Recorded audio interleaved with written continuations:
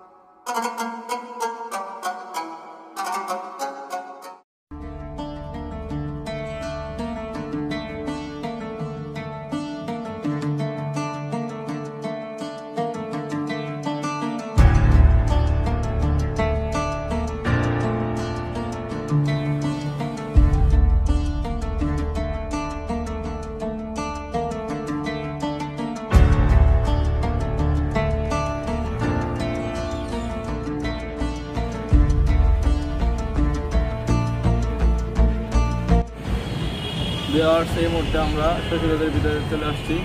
আমরা ভিতরে ঢোকার সময় 15 টাকা করে 3 জনের টিকিট কাটছি।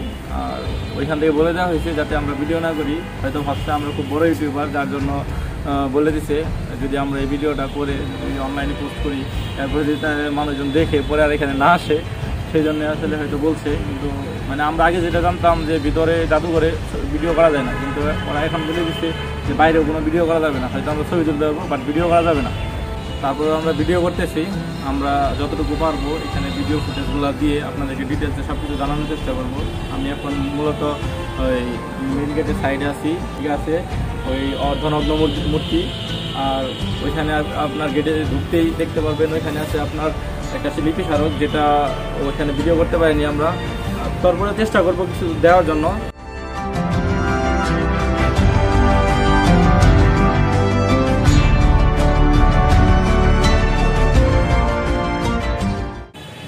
আমরা এখন আছি শশীলদের এক সাইডে। আপনাদেরকে যে ডিটেলসগুলো আমাদের সামনে দেওয়া উচিত ছিল সেগুলো এখন দিচ্ছি, কারণ ওইখানে তো আগেই বলছি ওইখানে ভিডিও করা যায় নাই। এই প্রাসাদটি তৎকালীন মুক্তাগাছা ময়মনসিংহের রাজা সূর্যকান্ত আচার্যের শাসনামলে তৈরি করা হয়। সূর্যকান্তের দত্তক ছেলে শশীকান্ত আচার্যের নাম অনুসারে এই প্রাসাদটি তৈরি করা হয়।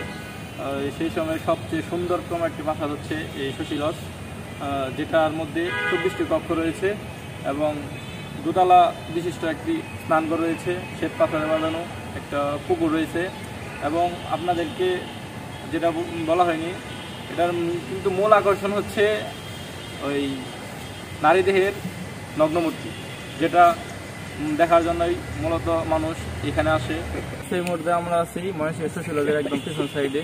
আর আপনাদেরকে কি বলবো, এখানে ঢোকার পরের থেকে আমরা নিষেধের পাল্লায় পড়ে গেছি। সব কিছুতে নিষেধাজ্ঞা দিয়ে দেওয়া হচ্ছে, ভিডিও করা যাবে না, এখানে ওঠা যাবে না, ওইখানে যাওয়া যাবে না, এরকম আপনাদেরকে দেখাতে দেখলাম। ওইখানে একটা খুব সুন্দর দোতলা বিশিষ্ট একটা স্নান করছিল, যেটার থেকে আপনাদেরকে ওই পুকুরটা সুন্দর করে দেখানো যেত। আর মানে আসলে কি বলবো, ওইখানে নিষেধাজ্ঞা দিয়ে দেওয়া হয়েছে আপনাদেরকে, তার জন্য সম্পূর্ণই দেখাই যাওয়া পারতেছি না। আমরা চেষ্টা করব আপনাদেরকে যতটুকু পারি দেখানোর জন্য। আপনারা আমাদের সাথেই থাকবেন। এখন আপনাদেরকে সিনেমাটিক ভিউ দেখানো হবে।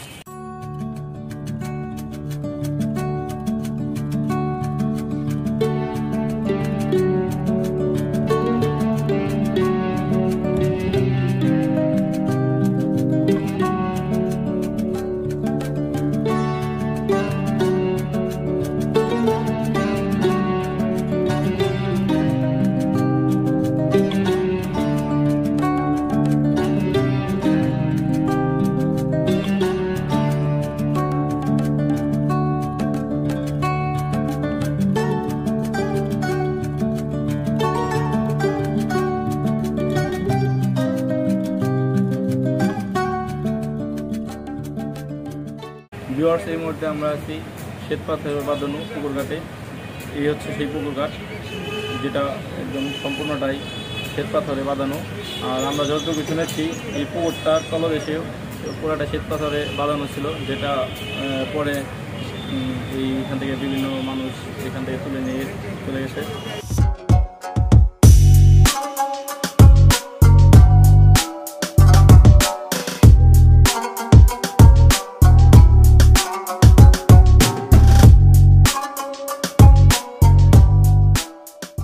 ভিউয়ার্স, আমি এখন যেখানে দাঁড়িয়ে আছি, আমার পিছনে দেখতে পাচ্ছেন প্রাসাদের পিছনের গেট। এদিক দিয়েই এই প্রাসাদে যারা গিনিরা ছিল এবং দাসদাসীরা ছিল, ওরা এদিক দিয়ে এসে এই আন্ডারে দোতলায় উঠে ড্রেস চেঞ্জ করে ওরা আবার গোসল করার পরে আবার এখানে উঠে ড্রেস চেঞ্জ করার পরে তারা এদিক দিয়ে আবার প্রাসাদে ফিরে যেত।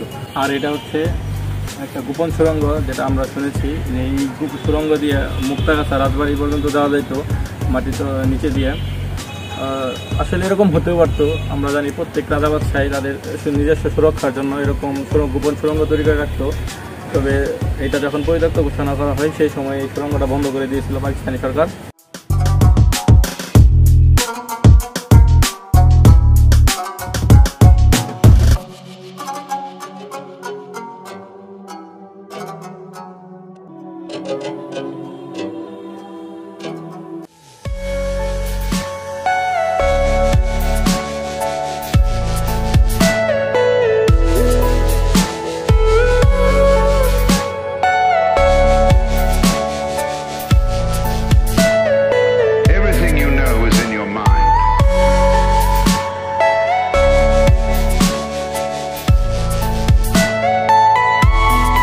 ভিউয়ার্স, এখন আমরা আছি একদম পুকুরের পাড়ে। আর এটা হচ্ছে আপনার গ্লাস কুপার, এটা একদম ব্রিটিশ পিরিয়ডের স্টিল। আর এটার ওজন হচ্ছে 1 টন।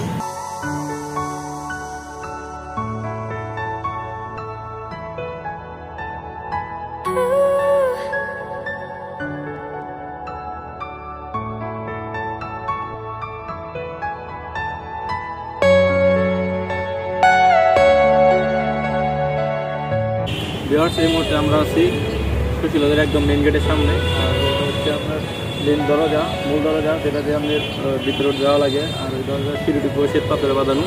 আরেকটা কথা যেটা আপনাদেরকে বলে রাখি, এইখানে কিন্তু হুমায়ুন আহমেদের বিখ্যাত নাটক পয়ময় এটা শুটিং করা হয়েছিল। আপনারা এটা দেখে থাকবেন। ওই নাটকের মধ্যে একটা মির্জা একটা ক্যারেক্টার ছিল, কি সবসময় দরজার ভিতরে বসে থাকতো। এটা হচ্ছে সেই দরজা, এখানে বসে থাকতো। আর তার সামনে দিয়ে কেউ জুতা নিয়ে অথবা ছাতি নিয়ে যাইতে পারতো না। আর চলুন ভিউয়ার্স, আর ভিতরে ঢুকি।